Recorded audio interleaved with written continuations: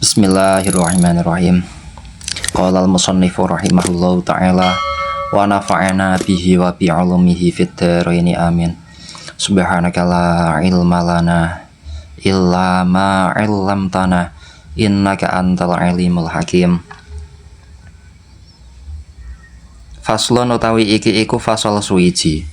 Wa furudul wudu'i utawi pira-pira fardune wudu. Sittatu asya'a iku 6 pira-pira perkara. Jadi ini fasal menerangkan tentang beberapa fardunya wudu. Kalau fardu berarti apa yang wajib dilakukan ketika wudu. Nah itu ada berapa? Jumlahnya ada 6.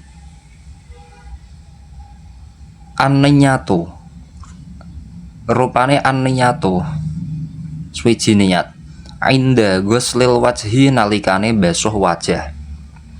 Yang pertama adalah niat. Niat itu pengertiannya qasdus syai'i muqtaronan bi fi'lihi, menyengaja sesuatu bersamaan dengan perbuatannya. Menyengaja. Nah, kata-kata menyengaja itu ada unsur kesengajaan atau minimal ada unsur kesadaran dalam hati.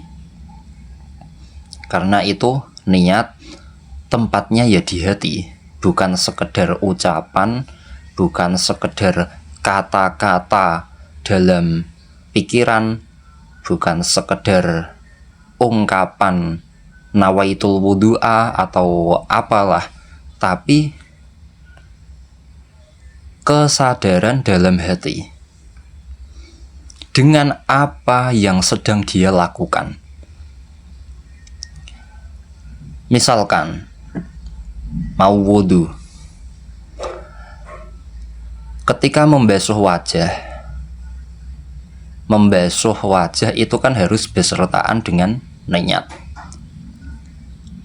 Dalam hati itu harus sadar bahwa dia sedang melakukan wudu. Sadar berarti tidak boleh melamun. Hati tidak boleh kosong, tidak boleh melayang, memikirkan hal yang lain tidak boleh. Berarti harus sadar, fokus dengan apa yang sedang dia lakukan. Nah itu niat. Jadi niat itu minimal ada unsur kesadaran, ya. Bukan sekedar kata-kata dalam hati, nawaitul wudu'a, nawaitu raf'a hadasil asghar, nawaitu istibahata muftaqirin ilal wudu. Ya kalau itu kan sesuai teori yang ada. Cuman dalam hati minimal harus sadar, karena hitungan detik, ya. Tempatnya niat dalam wudu itu kan ketika awal pembasuhan dari wajah. Misalkan mau membasuh wajah kok terkena hidung terlebih dahulu yang pertama, maka niat terletak pada situ. Membasuh wajah pertama yang terkena itu bagian mulut, berarti niat terletak pada situ, pada bagian mulut. Intinya permulaan pembasuhan bagian dari wajah. Jadi niat itu ya mudah, ya, sangat mudah, asalkan dia fokus, tidak melamun dalam hatinya. Beda lagi kalau melamun berarti hatinya sudah tidak ada unsur qasdu syai'i, sudah tidak ada lagi kalau melamun. Nah itu yang perlu diteliti, ya. Jadi niat itu sesuatu yang pasti terjadi dalam setiap perbuatan. Ya, dalam setiap perbuatan, asalkan dia fokus, dia tahu, sadar bahwa sedang melakukan hal itu, maka itulah yang namanya niat. Contoh lagi, mau sholat. Sholat itu kan ada niatnya, niat pada saat takbiratul ihram. Nah, pada saat takbiratul ihram dia sadar atau tidak? Oh, ya banyak kemungkinan dia sadar, sangat sadar. Oh, aku sholat subuh. Oh, aku sholat zuhur. Oh, sholat sunnah 2 rakaat. Banyak kemungkinan dia sadar dalam hatinya. Nah, begitupun ibadah yang lain. Dalam wudhu juga seperti itu. Ya. Walaupun ada beberapa kata-kata nawaitul wudu'a li raf'il hadatsil asghari. Lah masa ada beberapa kata yang banyak seperti itu diungkapkan dalam waktu 1 menit dalam hati. Satu detik maksudnya. Dalam hitungan 1 detik bisa terungkapkan di dalam hati. Apakah bisa? Ya bisa. Ya, bisa. Ya coba dipraktekkan saja. Intinya dalam hati kan dia sadar, oh saya melakukan wudhu. Wudhu tujuannya apa? Ya raf'al hadasi. Loh, raf'al hadasi, hadas apa? Hadas asghar. Oh gitu.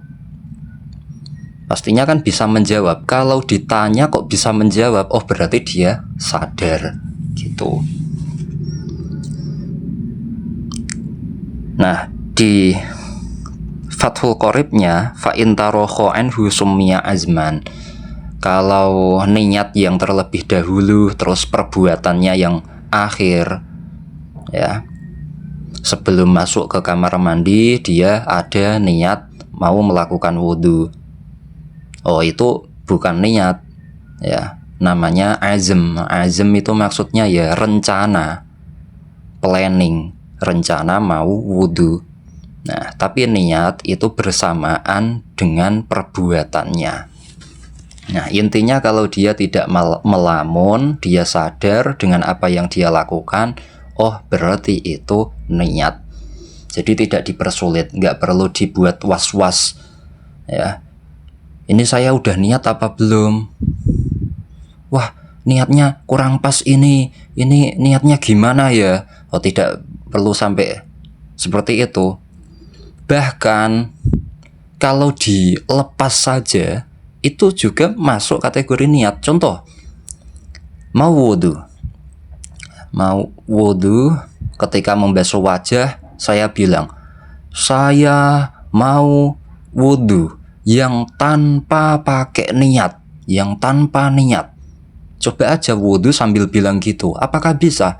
Ya tidak bisa, tetap ada niat, tetap niatnya masuk dan sah wudhunya. Coba mau melakukan sholat zuhur pada saat takbiratul ihram sambil bilang dalam hati, saya sholat zuhur tanpa niat, tidak pakai niat. Apakah bisa? Ya tidak bisa. Orang dia sadar. Nah kalau sadar berarti kan niat. Sadar bahwa sedang melakukan wudhu, sadar bahwa dia sedang melakukan sholat. Nah itu. Inda ghuslil wajhi, nalikane basuh wajah. Ya. Terus wa ghuslul wajhi lan basuh wajah. Nah, fardunya wudhu yang kedua adalah membasuh wajah. Wajah batasnya dari bawah, dari atas ke bawah.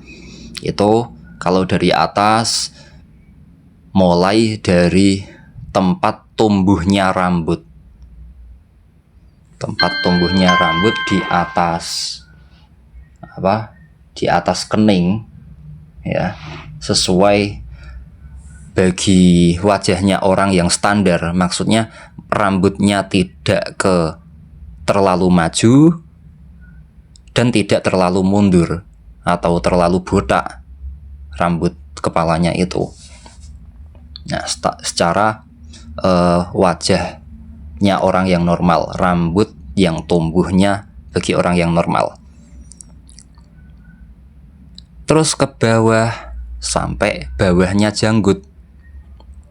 Bawahnya janggut. Nah, itu batasnya wajah. Terus menyamping sampai area pentil kuping kanan dan kuping kiri. Daging yang kecil di depan kuping itu loh, itu namanya apa? Nah, pentil kuping kanan sampai pentil kuping kiri, nah itu masuk area wajah kesemuanya. Jadi dalam pembasuhan wajah itu harus dibasuh kesemuanya yang ada dalam area wajah. Wajah itu dibasuh.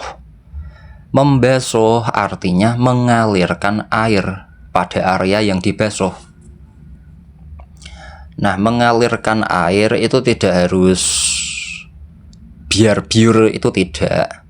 Ya cukup intinya air itu tidak sekedar terusapkan, itu tidak, tapi mengalir. Gitu ya. Seumpama wudunya pakai tangan, wajahnya dibasuh pakai tangan, berarti tangan usahakan sudah mencakup air. Mencakup air, melebar. Sekiranya dibasuh ke area wajah itu bisa terkena semua. Nah, itu sudah membasuh. Atau kalau wudunya itu wajahnya dicelupkan ke air, ya. Wajahnya dicelupkan air itu juga termasuk membasuh, seperti halnya tangan. Tangan kalau dicelupkan ke air itu kan termasuk kategori membasuh. Nah, begitupun wajah, wudunya dalam membasuh wajah dicelupkan ke air itu juga bisa memenuhi syarat kriteria ghuslu atau membasuh. Ya, asalkan area wajah itu yang penting terkena air semuanya. Nah, area wajah seperti tadi, dari atas ke bawah. Atas berarti mulai dari tempat tumbuhnya rambut ke bawah sampai bawah janggut, menyamping pentil kuping kanan sampai pentil kuping kiri. Nah, adapun kalau ada rambut, ya, rambut yang ada di area wajah itu juga termasuk wajah dan wajib dibasuh semuanya. Jadi gini, rambut yang ada di area wajah, kumis, godek, ati-ati atau apa itu, terus alis, idep, kelopak mata, atau kebetulan di pipinya ada banyak rambut, itu semuanya wajib dibasuh. Jadi rambut yang ada di wajah itu wajib dibasuh kecuali jenggot. Kalau jenggot mempunyai ketentuan sendiri. Kalau jenggotnya lebat, maka cukup diusapkan saja, diusapi dengan air. Kalau jenggotnya tidak lebat, maka harus dibasuh, dan pembasuhannya itu sampai ke area kulitnya, ya. Ya kalau jenggotnya tipis berarti wajib dibasuh sampai ke area kulit, sampai ke dalam. Begitupun rambut di wajah yang lain juga wajib dibasuh semua sampai tembus ke kulit, bukan sekedar rambut yang luar saja, tapi sampai tembus ke kulit. Nah, jenggot yang lebat itu cukup diusapkan saja, diusapi dengan air. Kriteria jenggot yang lebat itu bagaimana? Kalau dilihat dalam jarak kurang lebih 1 meter, ada orang yang memandang jenggot kita dalam jarak kurang lebih 1 meter, maka kulitnya sudah tidak bisa terlihat. Nah, itu termasuk jenggot yang lebat.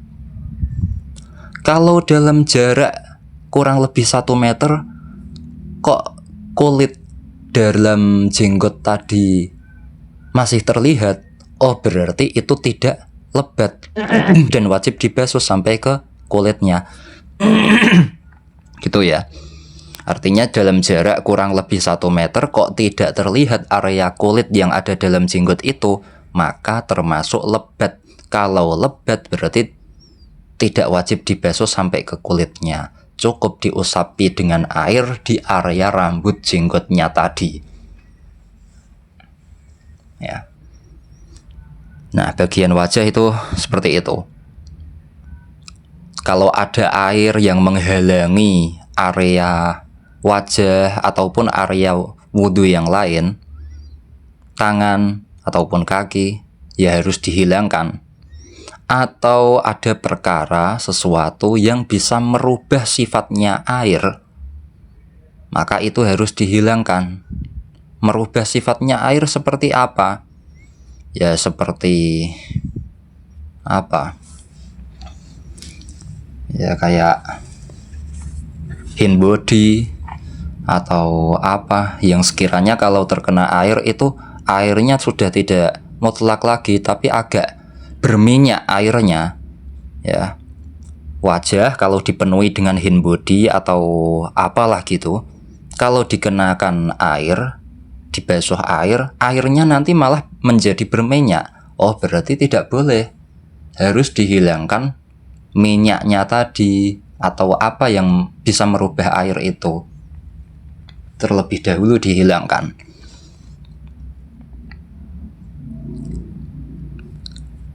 Nah, terus bagian mulut. Bagian mulut yang warna merah, yang biasanya dikasih lipstik itu termasuk bagian wajah. Kalau wudhu membasuh wajah kok mulutnya diingkupkan, kalau mulutnya ditutup, ya merah-merahnya bibir itu ditutup, yang biasa dikasih lipstik itu loh, ditutup, ya tidak boleh, tidak kebasuh air, maka harus terbuka. Maksudnya merahnya bibir tadi itu harus dilemeskan, biasa sajalah gitu, harus terkena air. Terus bagian hidung, kalau dalamnya hidung itu tidak termasuk wajah ya. Bagian rambut ati-ati itu termasuk wajah. Kalau wudhu kok rambut ati-ati tidak dibasuh, ya tidak sah wudhunya. Karena itu bagian wajah. Kita lanjut. Wa ghuslul yadaini lan basuh tangan loro. Basuh tangan loro ilal mirfaqaini sertane sikut loro. Rukun wudhu atau fardunya wudhu yang ketiga adalah membasuh kedua tangan besertaan dengan siku. Berarti harus dibasuh semuanya ya. Kalau seandainya wudhu pakai pancuran, berarti bagian tangan yang luar, tangan yang dalam, maksudnya ya dibolak-balik gitulah ya, sampai ke area sikut itu juga dibolak-balik, maksudnya atas dan bawah atau apa itu, intinya dibolak-balik, bisa terkena semua lah area tangan itu sampai ke sikunya. Dan bahkan dalam wudhu itu ada suatu kaidah yang namanya ma la yatimul wajib, ya bukan kaidah itu bukan hanya berlaku di bab wudhu saja, begitupun di bab yang lain ya. Ada kaidah fikih namanya ma la yatimul wajibu illa bihi fahuwa wajibun. Sesuatu yang dimana perkara yang wajib tidak bisa sempurna kecuali dengan sesuatu itu, maka sesuatu itu menjadi wajib. Contoh, membasuh wajah. Membasuh wajah tidak mungkin bisa sempurna kecuali ada bagian luar wajah yang terbesoh, bagian rambut sedikit yang terbesoh. Karena membesoh wajah, batasnya ke atas kan sampai ke tempat tumbuhnya rambut. Gak mungkin membesoh bisa sempurna kalau tidak ada yang terkena rambut. Membesoh wajah ke bawah, batasnya sampai ke janggut, ya, bawahnya janggut itu. Kalau tidak sampai, kalau membesohnya bisa merata, itu dengan cara minimal bagian bawah wajah itu pasti terbesoh, gitu ya. Begitupun bagian kuping pasti terbesoh. Tidak mungkin bisa sempurna membesoh wajah kalau kuping, sebagian dari kuping itu tidak terbesoh, nggak mungkin bisa, ya, pastinya gitu. Maka membesoh sebagian dari rambut atas, sebagian dari kuping itu juga termasuk wajib, karena untuk menyempurnakan perkara yang wajib tadi kan tidak mungkin tidak terbesoh, gitu ya, karena harus menempel semua. Ibaratnya orang parkir, mundur, kalau bisa sempurna di area itu, ya pasti ada batas yang dilewati, gitu kan. Pasti ada batas tempat parkir yang dilewati, ya. Tapi kalau dipolkan, nanti ya bisa nabrak apa gitu yang ada di belakangnya atau di depannya. Ya kurang lebih gitulah, bisa dibayangkan tersendiri ya. Begitupun membasuh tangan. Tidak mungkin bisa membasuh tangan yang sempurna kecuali ada bagian atas siku, ada sebagian dari atas siku yang terbasuh juga, gitu. Tidak mungkin membasuhnya bisa ngepres banget, itu tidak mungkin, gitu ya.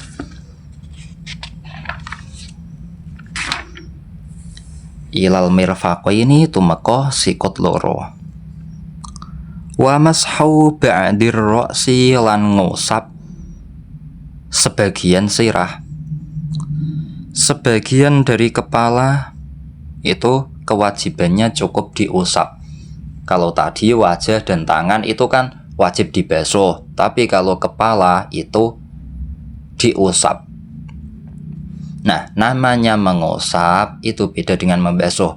Tidak harus mengalirkan air, tapi cukup ada yang terusapkan oleh air. Misalkan mengusap kepala dengan pakai tangan dibasahi, dikenakan air, lalu tangan tadi kan basah, tangan itu terus diusapkan ke kepala. Nah, itu sudah cukup.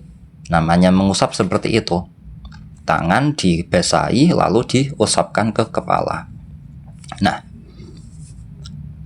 yang menjadi batas bagiannya itu area kepala, ya.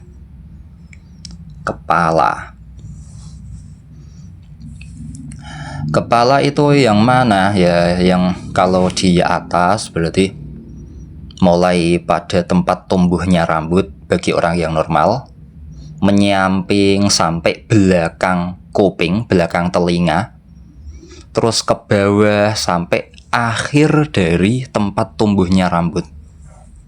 Kalau bawahnya itu ya sudah termasuk area gulu, area leher, ya. Gitu. Nah, itu cukup diusapkan saja. Yang menjadi ketentuan itu area kepala. Aslinya kan kulit yang wajib dibasuh ya, aslinya. Cuman kita diberi rukhsah, diberi keringanan. Cukup kalau membasuh area rambut itu juga boleh, mengusap area rambut itu juga boleh.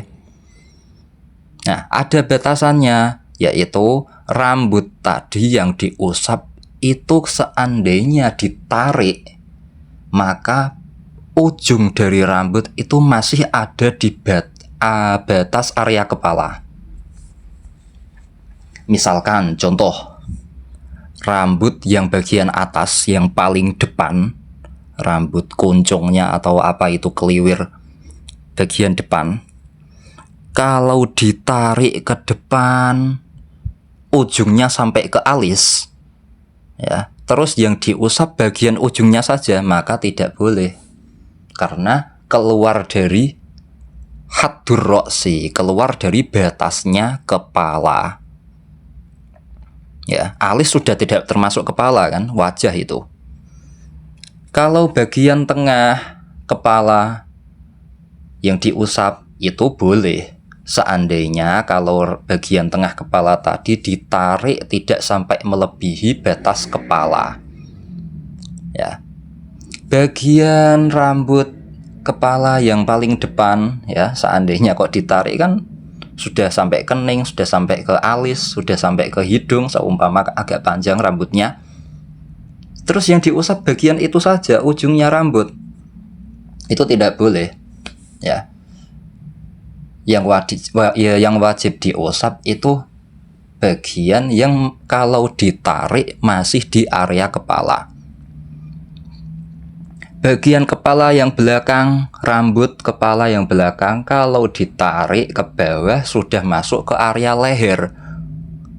Ya, sudah masuk ke area leher. Terus yang diusap cuma area itu saja, ya tidak boleh, karena sudah keluar dari haddur roksi, batasnya kepala. Jadi kepala itu ringan, ya, maksudnya cukup diusap sebagian saja. Bagian belakang telinga, belakang kuping, yang biasanya tidak tumbuh rambut, yang biasanya gundul di area belakang kuping itu telinga,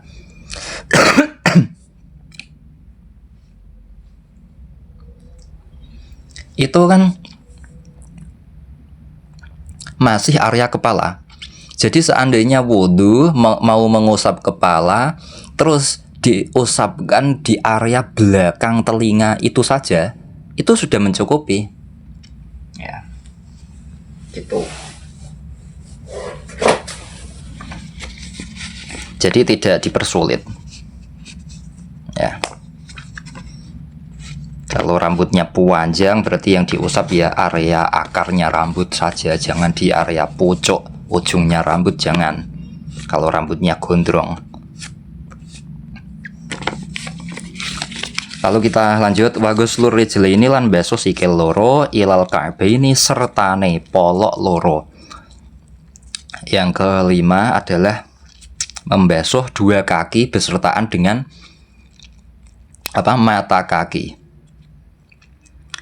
Ya, jadi membasuh itu berarti harus melebihi batas mata kaki, di atasnya, ya. Tidak hanya dipaskan di mata kaki, tidak, tapi melebihi itu. Seperti tadi, mala yatimul wajib illa bihi fahuwa wajib. Nah, kalau membasuhnya pakai air keran, berarti usahakan membasuh kaki tadi ya dibolak-balik, tidak cuma di atasnya saja. Maksudnya di atas ya berarti atas kakinya saja, tapi sampai ke bawah area telapak kaki itu pastikan ada air yang mengalir di area telapak kaki juga gitu, ya, bukan hanya di area atas mata kaki terus ke depan sampai ke jari-jari kaki, yang bagian atas saja itu tidak, tapi juga dibalik, pastikan ada air yang mengalir di situ, telapak kaki menyeluruh, terkena air semua juga gitu. Jadi kalau wudhunya sambil pakai sandal, usahakan ya untuk lebih berhati-hatinya sandalnya dicopot dulu, ya. Area telapak kaki juga harus dibasuh, ya,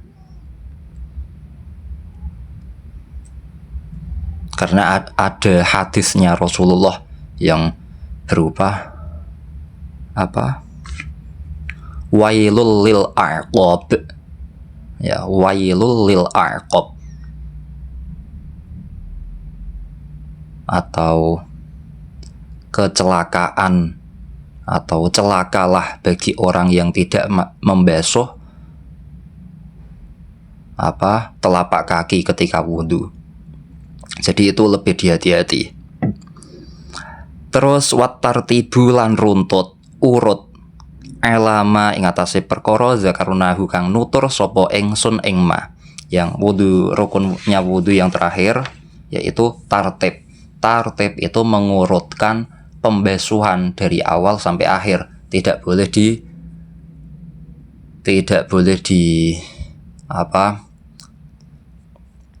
pindah-pindahkan. Maksudnya pertama membasuh wajah, terus kedua membasuh tangan. Tidak boleh membasuh tangan dulu, lalu membasuh wajah, lalu membasuh kaki, lalu mengusap kepala. Itu tidak boleh. Harus berurutan, membasuh wajah, membasuh tangan, mengusap kepala, terakhir membasuh kaki. Tidak boleh mengusap kepala dulu lalu membasuh wajah, tidak boleh. Harus berurutan. Wallahu a'lam bishawab.